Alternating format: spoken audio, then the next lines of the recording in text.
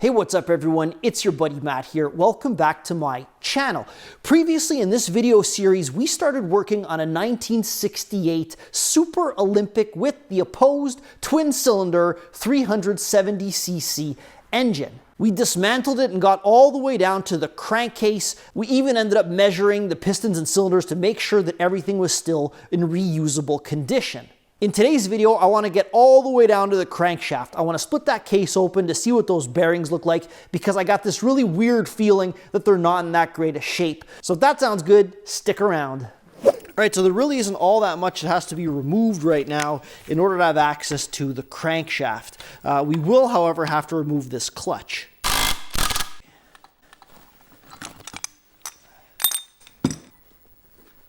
So I am not the first guy to be taking this guy apart. The shaft has maybe seen better days, and this bearing over here is completely seized on. Okay, so I propped this guy up over here and I shot some penetrating oil down into this hole because, as you can see, the end is threaded, but then it goes down into a larger thread, and this crankshaft has a threaded end. Like sometimes you have tapered ends. This one is a threaded end.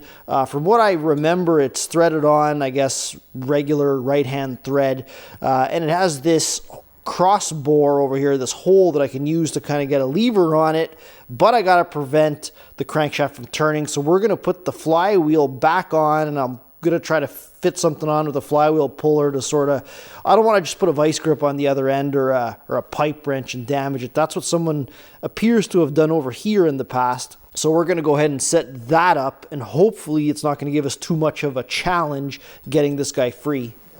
All right, so there's probably a better way to do this, but this is what I have. I know that I kind of criticized the previous owner for having mangled up this recoil housing with a pipe wrench. Looks like I'm doing the exact same thing. I got the flywheel back on. I thought I had a puller that would sort of fit on it that I could grip onto. Didn't. And then I said, well, I got that recoil housing, so I put that back on. I put a bolt through that through hole on the clutch side. So I'm not holding directly onto the shaft like I guess the previous guy would have done. I got a pipe wrench on that bolt, and I got this guy. I'm all by myself, so in order to not have this thing flipping around, I ended up putting two 4-foot bars. It's going to give me some leverage. These things tend to be pretty tight, so I mean, if you're not set up heavy duty, sometimes you struggle quite a bit to get those parts off. So I'm going to get you in a tripod, and let's see if we can get this inner clutch section off the crankshaft. There we go. Woo! We did it. Okay, so 2 pipe wrenches, 2 big bars, and it still took quite a bit of force, but I think we got it.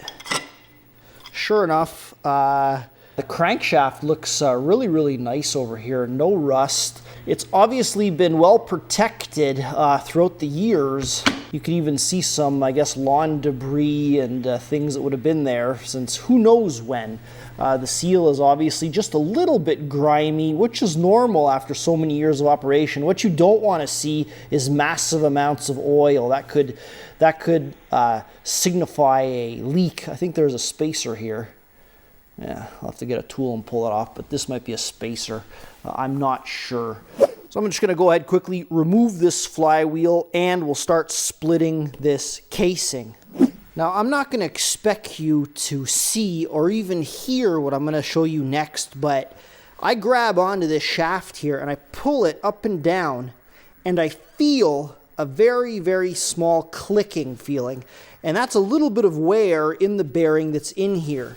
Conversely, if I flip to this side over here, I don't feel anything. Now, the wear that I just felt is by no means a dramatic amount of wear. I don't expect the bearing to be destroyed in any way, shape, or form. I just know that it's not a brand new bearing, and that's probably something, I mean, we'll go in and see, but that's probably something we're going to want to address just because of all the trouble that it took to get down in here. We might as well do it.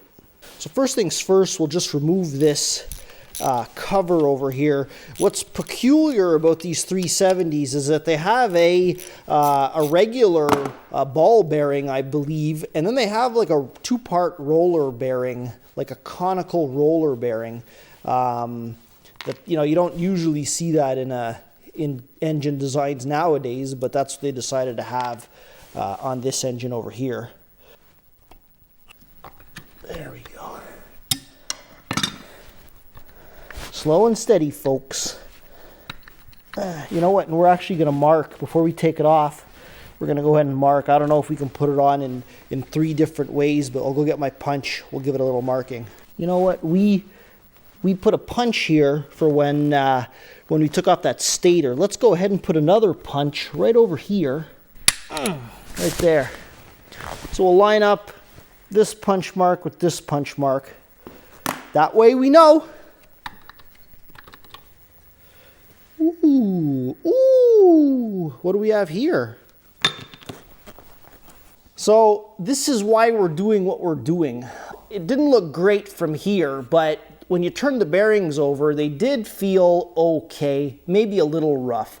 I wasn't expecting this amount of rust on these bearings, or at least on this one. We'll go see what the other one looks like, but definitely I'm glad that we didn't decide to run the engine with these bearings. Seal looks good, but it's going to get changed probably with the bearings as well. So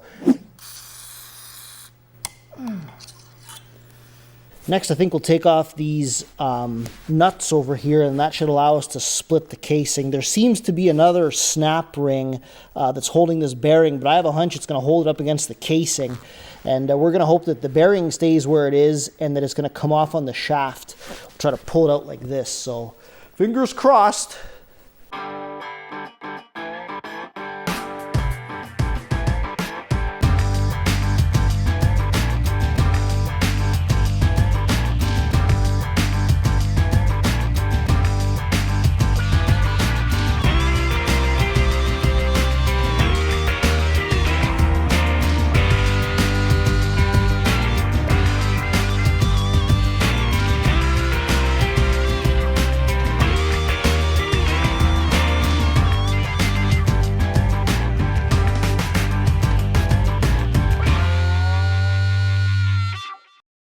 So throughout this dismantling, I questioned myself several times whether or not I was going too far. Like, I edited the first video, the first one of this series, and I was going like, that engine maybe didn't sound as bad as I thought it did, but I had a bad feeling when I was pulling it over. Something just didn't feel right. And I am very, very happy that I followed my intuition and I dug all the way to the bottom to find stuff like this. This is definitely not a bearing that you would want to have in your engine spinning 5,500 RPM. Luckily, these connecting rods seem okay. Like we already noted, very little side play. But these bearings, I mean, this is the roller bearing I was talking about. Gritty, rusty, it turns real rough. And on the other side, well, like we said, the roller bearing is not much better. So I think what we have to do now is remove this outer snap ring, this one over here, and go ahead and fully remove this crankshaft.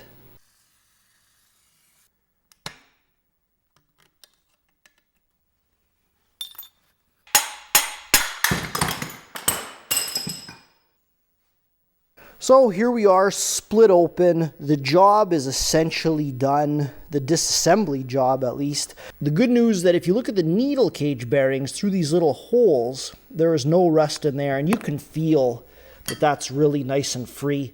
A little bit of garbage in the casing. It is corrosion, but we can clean that up really nice. Other than that, you know, this end, kind of same thing, a little bit of corrosion, but nothing major. We'll remove the corrosion from the crankshaft. We'll probably check and see if it spins true, and then we'll start planning the reassembly.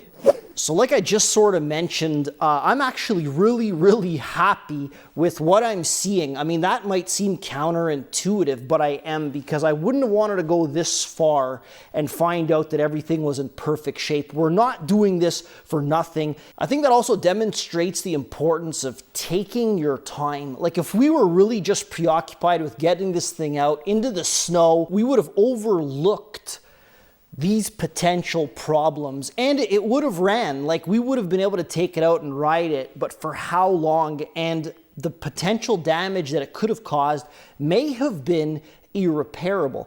I hope you're enjoying this series as much as I'm enjoying making it. Stay tuned for the next one. Signing out.